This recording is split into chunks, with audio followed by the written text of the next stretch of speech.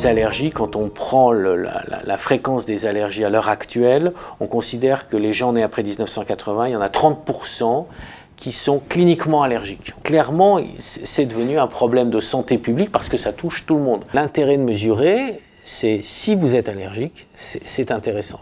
On peut vivre avec des acariens si on n'est pas allergique aux acariens. De toute façon, les acariens sont des saprophytes de l'homme puisqu'ils se nourrissent de nos squames, donc c'est tout à fait normal qu'ils soient là. On peut, si vous n'êtes pas allergique au chat, vivre avec votre chat, ça ne sert à rien de mesurer.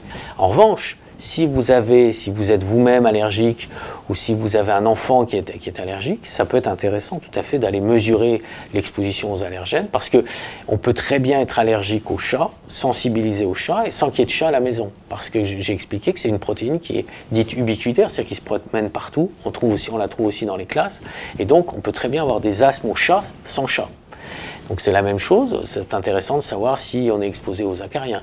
Même chose, aller mesurer les polluants chimiques chez un enfant ou au domicile de personnes qui présentent un asthme allergique, c'est tout à fait intéressant parce que là aussi on sait que s'ils sont exposés au formaldéhyde, c'est un cofacteur d'aggravation de l'asthme, même chose pour les composés organiques volatiles.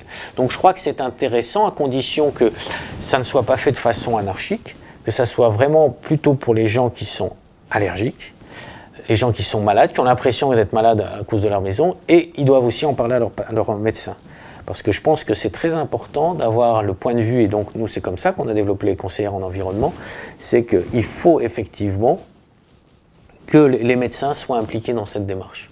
Et donc je pense que si le patient en parle au médecin, si le médecin trouve ça licite, je trouve ça tout à fait bien, effectivement, qu'on aille mesurer, parce qu'on aura des données précises et on pourra peut-être essayer de faire quelque chose pour réduire l'exposition, que ce soit les moisissures, que ce soit les acariens, que ce soit les polluants chimiques.